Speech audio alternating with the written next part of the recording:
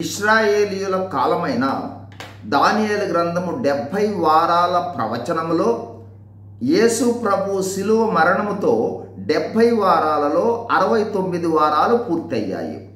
చివరి వారము రావాల్సి ఉంది. వారము అంటే 7 సంవత్సరాలు కావున చివరి 7 సంవత్సరాలు మిగిలి ఉంది. యేసు ప్రభు మరణము తరువాత ఇశ్రాయేలీయుల కాలము ఆగి సంఘకాలము వచ్చి ప్రస్తుతము కొనసాగుతుంది. సంఘము ఎత్తబడుటతో సంఘకాలము ముగిసి ఇశ్రాయేలీల చివరి వారము అంటే మిగిలిన 7 సంవత్సరాలు ప్రారంభమై కొనసాగుతుంది. యేసు ప్రభువారి రహస్య రాకడతో సంఘకాలము ముగుస్తుంది.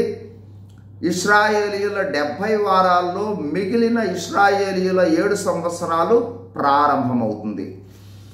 యేసు ప్రభు రహస్య రాకడతో సంఘము ఎత్తబడి సంఘకాలం ముగుస్తుంది.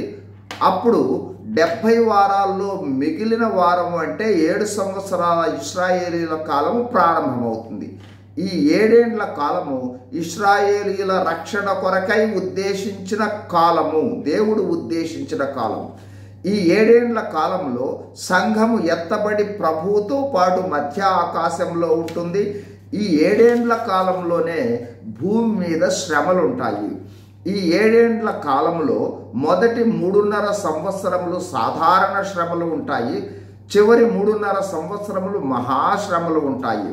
ఈ 7 ఏండ్ల కాలంలో దేవుని ఉగ్రత, గొర్రెపిల్ల ఉగ్రత, దుష్టత్రిత్వమైన సాతాను, అంత్యక్రీస్తు, అబద్ధపు ప్రవక్తల ఉగ్రత భూమి మీద ఉన్నవారు చవి చూడవలసి వస్తుంది.